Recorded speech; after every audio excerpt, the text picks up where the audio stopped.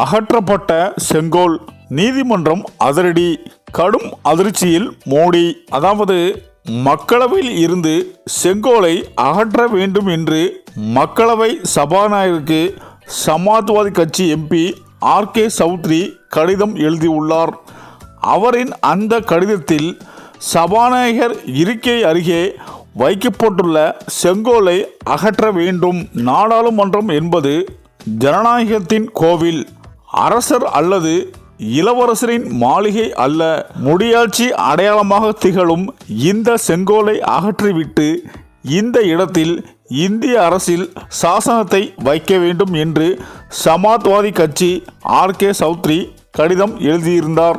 இந்த நிலையில் நாடாளுமன்றத்தில் வைத்துள்ள இந்த செங்கோலை நீக்க வேண்டும் என்று சமாஜ்வாதி எம்பி சௌத்ரி வைத்திருந்த கோரிக்கையை நிராகரிக்கப்பட்டுள்ளது.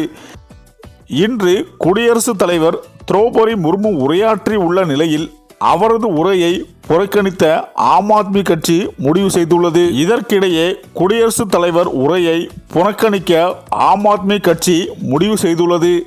வரும் நாடாளுமன்றம் இரு அவைகளின் கூட்டுக்குழு கூட்டத்தில், அதாவது டெல்லி முதலமைச்சரும் ஆம் ஆத்மி கட்சி ஒருங்கிணைப்பாளருமான அரவிந்த் கெஜ்ரிவாலை சிபிஐ கைது செய்வதற்கு எதிர்ப்பு தெரிவித்து குடியரசுத் தலைவர் திரௌபதி முர்முவின் உரையை ஆம் ஆத்மி கட்சி புறக்கணிக்க முடிவு செய்துள்ளதாக தகவல்கள் வெளியாகியுள்ளது.